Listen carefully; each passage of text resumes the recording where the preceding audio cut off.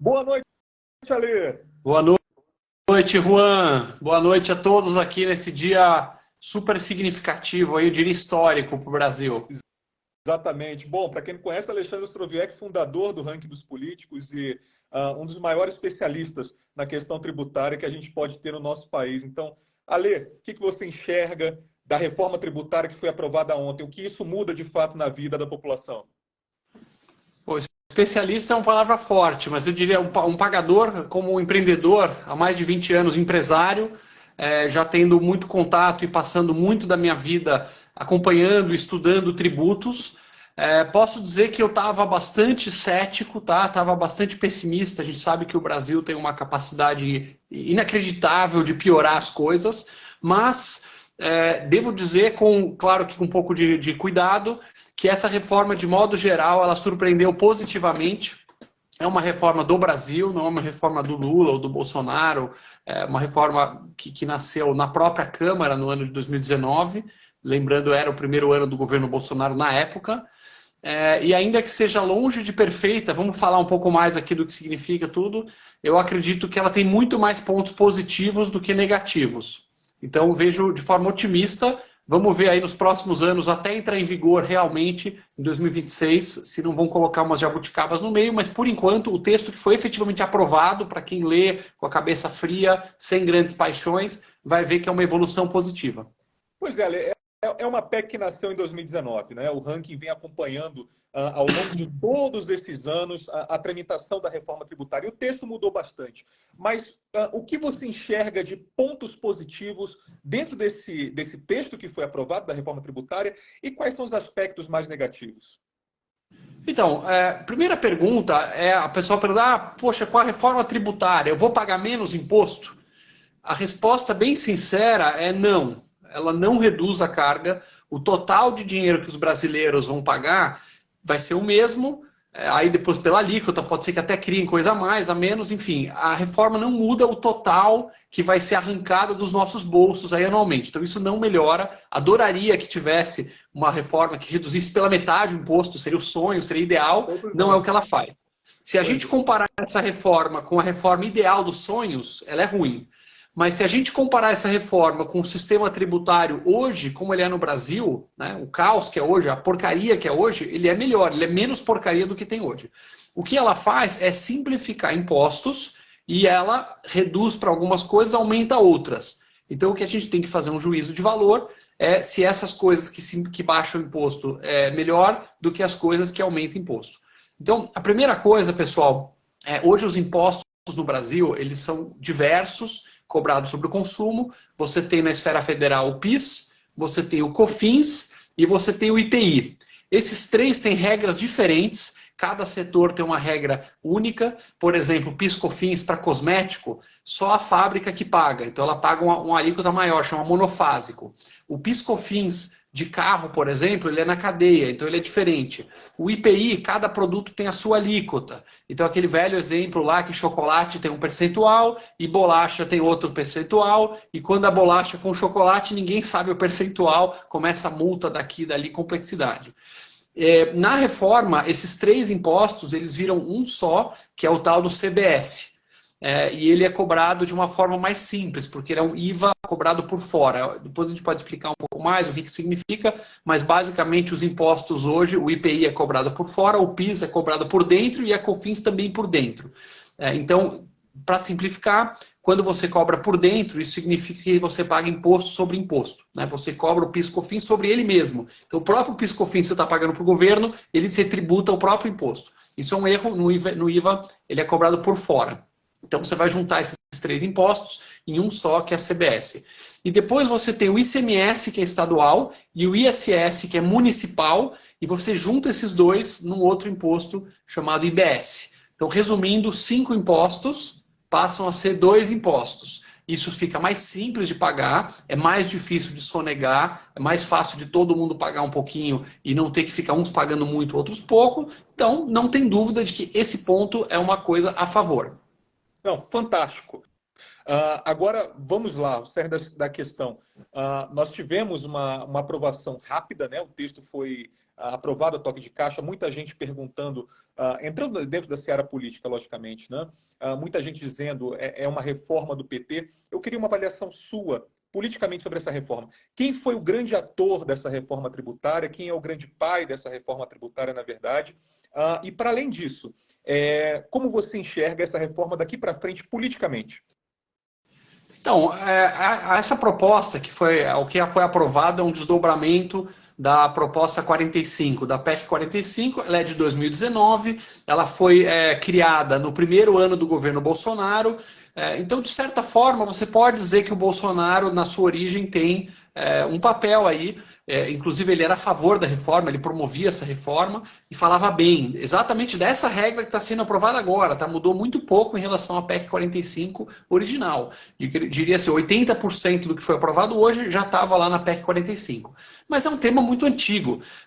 Desde a época dos militares, que se criou essa bagunça tributária que tem hoje, já vem se falando de uma reforma. Então tem pelo menos 30 anos que se fala de uma reforma, que o Brasil precisa de uma reforma, governos de esquerda e direita falaram que tem que ter reforma.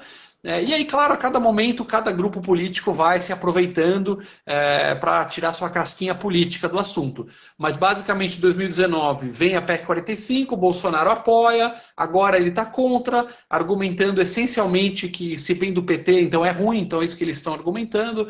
Se é do PT, é ruim. E o PT, ao contrário, que foi contra um tempão, o PT que não participou em nada em 2019, 2020, 2021, agora está assumindo a autoria. E você vê no site, por exemplo, do PT, eles assumindo que, aprovou, é para isso que você fez o L. E é mentira, porque essa proposta não é do PT, ela não é do Executivo.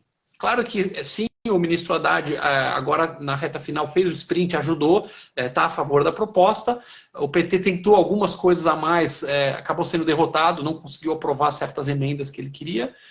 Mas eu acredito que talvez o grande articulador, o grande centro da proposta é o próprio Arthur Lira, o presidente da Câmara, que moveu mundos e fundos aí, conseguiu inclusive 20 deputados do PL, 20 deputados do partido lá do Bolsonaro, que ia ser contra, que segundo o presidente, segundo o ex-presidente Bolsonaro, se o PL estiver contra, ele falou que se o PL estiver contra não passa a proposta. Pois bem, passou com 20 pessoas do PL, e se mesmo que os 20 votassem contra, foi tamanha a maioria que aprovou a proposta, inclusive deputados de esquerda, deputados de direita, deputados liberais, liberais de carteirinha votaram em massa, muitos deles a favor da proposta, o pessoal do Novo, o Kim Kataguiri votou a favor.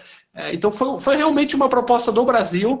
Acho que é uma discussão super justa você dizer se gosta ou não gosta da proposta, mas não dá para falar realmente que essa é uma proposta de esquerda ou de direita. Não é tamanha a maioria que teve na votação. Ale, muita gente perguntando aqui nos comentários sobre o setor de serviços, mais especificamente, a escola do meu filho vai aumentar, eu vou pagar mais caro pelo remédio. Setor de serviços, como vai ficar isso diante dessa reforma tributária? Então, por enquanto não está totalmente claro as alíquotas, mas basicamente você vai ter três tipos de arrecadação. Você vai ter a arrecadação normal, que o pessoal está falando aí em 25%, então esse vai ser o imposto normal de valor agregado, que é basicamente somando toda a cadeia, cada pedaço paga um pouquinho, acredita um pouquinho, a soma de tudo vai dar 25%. Então, quando você for comprar uma calça jeans na loja, ou uma caixa de som, você vai, em média, pagar lá R$100 no produto, 25% vai ser a soma do imposto. É alto, é maior do que o IVA lá fora. Sim, bem-vindo ao Brasil. Hoje já é alto, não é que você paga mais, entendeu? Nós simplesmente estamos escancarando uma realidade hoje objetiva no Brasil, que o imposto de consumo é maior do que no resto do mundo. É uma porcaria isso. Gostaria de mudar isso, gostaria de reduzir, mas isso não depende da reforma tributária. Isso depende de reduzir o tamanho do Estado, enxugar, cortar gastos do governo, aí você abre espaço para cobrar menos imposto. A reforma tributária, ela simplifica, ela joga daqui para lá, mas ela não reduz, como eu falei, a carga total. Esses são os 25%. Aí tem alguns serviços incentivados, que eles estão falando aí, por exemplo, saúde, estou lembrando agora todos os ramos que eles mencionaram, que teria uma redução de 60%. Então, alguns remédios, alguns itens essenciais. Esses produtos incentivados, certamente vai cair o custo, porque hoje a carga tributária é muito maior do que o IVA com 60% de redução. E outras categorias que ainda não estão definidas quais itens exatamente, falaram lá em itens, por exemplo, de saúde menstrual, imagino que seja os absorventes, produtos da cesta básica, não listaram quais são, mas todo mundo sabe que arroz, feijão, macarrão faz parte. Então, falta ainda o governo regulamentar. É claro que não é esperado que numa PEC, né, na Constituição brasileira, vai estar escrito lá quais itens são a cesta básica. Você não coloca isso na Constituição, que é sei lá, que a lata de ervilha agora é considerado cesta básica. Não, está na PEC que os produtos da cesta básica, que vão ser listados depois por uma medida, uma lei complementar, esses produtos vão ter alíquota zero. Então, nesse sentido, como os produtos da cesta básica vão ter alíquota zero e hoje eles são tributados e hoje o imposto é quase 40%, então, por definição, por lógica, o preço desses produtos tende a cair. Tá? O imposto vai cair sobre os produtos da cesta básica e isso é um golaço, na minha opinião, porque o Brasil hoje comete um crime que é chegar na pessoa mais humilde, as pessoas que estão mais sofrendo, que gastam toda a sua renda para comprar comida e ainda cobrar imposto dessa galera. Com a proposta da PEC 45, a cesta básica e certos serviços essenciais vão ser zerados. Então vai ter a alíquota de 25%, a alíquota com a redução de 60%, portanto a alíquota de 25%, uma alíquota de 10% e uma alíquota zero, que é o ensino superior, que é a cesta básica, que é a higiene menstrual, também alguns itens para câncer lá, não sei por que criaram justamente esse remédio, vai ter 0 e o outro 10, podiam ter botado uma alíquota baixa para tudo, porém isso é um golaço. E algumas coisas mais assim simbólicas, que não é isso que vai mudar a vida do brasileiro, mas convenhamos, jatinho, iate, né? Imagina, o cara de classe média tem que pagar lá o IPVA dele, no carrinho popular dele. E o bilionário que tem o iate não paga IPVA, não tem isso. Avião, então, não faz sentido. Mesmo que você é mó libertário, você não quer imposto para ninguém, convenhamos que se o cara da classe média está pagando IPVA, o mínimo que o bilionário tem que fazer é pagar a mesma coisa, né? Um IPVA no veículo dele lá. E essa proposta ela inclui isso, novamente, não vai mudar a vida do Brasil, não é isso que vai fazer chover dinheiro, mas me parece uma coisa minimamente justa e razoável. Ale, tem uma outra questão. Aqui em Brasília a gente usa muito o termo pacto federativo, que na verdade é a questão da divisão do Brasil por estados, né? E essa dificuldade, muito se fala em mais Brasil, menos Brasília, e essa foi uma grande crítica a essa proposta de reforma tributária, justamente porque nós temos mais estados, Norte e Nordeste, do que no Sul, Sul-Sudeste, que carregam a economia, né? Sul-Sudeste e Centro-Oeste que carregam a economia brasileira. E uma questão de um Conselho Federativo, onde você teria mais representantes desses estados, Norte e Nordeste, do que do Centro-Sul brasileiro. Ou seja, nós teremos aí uma subrepresentação de quem carrega a economia brasileira. Como você enxerga o que foi definido dentro da reforma tributária acerca dessa subdivisão federativa do Brasil, Norte e Nordeste e do Centro-Sul? Então, Juan, eu acredito que daria para fazer muito melhor, obviamente. Uma das coisas que o Brasil mais precisa é o tal do mais Brasil, menos Brasília. Então, adoraria ver uma reforma que mudasse completamente o pacto federativo. Eu queria ver uma reforma que secasse Brasília de dinheiro, acabasse com a grana de Brasília, ou seja, diminuísse muito o espaço do governo federal, menos poder para o governo federal, menos dinheiro para o governo federal, menos cargos e espalhasse o dinheiro pelo Brasil, deixasse o dinheiro nos municípios, nos estados. Isso seria o ideal. Mas não é a realidade hoje do Brasil e essa reforma não resolve esse problema. O que ela faz são duas coisas. Primeiro, ela faz com que a arrecadação, que hoje é na origem, passa a ser no destino. Então, por exemplo, você tem uma fábrica de sapato aí no Paraná e você hoje fabrica sapato e vende para Goiás. Hoje, o ICMS, o imposto, ele fica concentrado no estado produtor. E quando ele vai, o produto para o estado destino, vai muito pouco. Tem uma questão de ST, existe um outro imposto que é justamente isso, que chama substituição tributária, que é uma loucura, até um caos, nenhum lugar do mundo que eu conheço tem isso. Você, como fábrica lá no Paraná, pegar esse exemplo, você tem que pagar o seu imposto para o Paraná, e aí depois você tem que estudar a legislação de todos os estados do Brasil, e cada um tem a sua regra, a sua alíquota, os seus tributos, e você tem que recolher esse imposto para o estado destino. É um caos, tá? Esse negócio de substituição tributária. Isso tudo acaba com a reforma tributária e você vai recolher o imposto para o estado destino. Qual que é a lógica disso? Como no Brasil os impostos são sobre consumo, e o consumo sempre embute no preço, sempre é pago, como o próprio nome diz, é pago pelo consumidor final. Então, quem paga no final do dia o imposto é o consumidor final que está comprando aquele produto. Então, por exemplo, se eu vou vender uma caixa de som lá para o Pernambuco, o cara que está lá no Pernambuco comprando na loja, o imposto vai ser ele que vai pagar, porque vai compor o preço do produto. O preço do produto está embutido aquele imposto que vai estar lá no Pernambuco, que o cara de Pernambuco vai pagar. Então, se ele que está arcando com isso, é justo que fique o dinheiro do imposto, pelo menos na região dele, e não na região que foi produzido. Isso é um golaço da reforma. Os impostos agora não vão ficar na origem, vão para o destino. E aí isso tem uma vantagem que faz com que o planejamento tributário das empresas só para fugir de imposto deixa de fazer sentido. As empresas vão se instalar mais próximas do mercado consumidor, mais perto do cliente, vai reduzir o custo logístico, vai reduzir o preço dos produtos por conta disso, e cada estado vai receber o dinheiro que tem direito. Então, não muda muito a quebra entre federação e estados. Adoraria ver Brasília mais pobre, digamos assim. Não é isso, que a reforma não resolveu isso, ela não é ideal, como eu falei, mas comparando com o mundo atual, ela é uma evolução.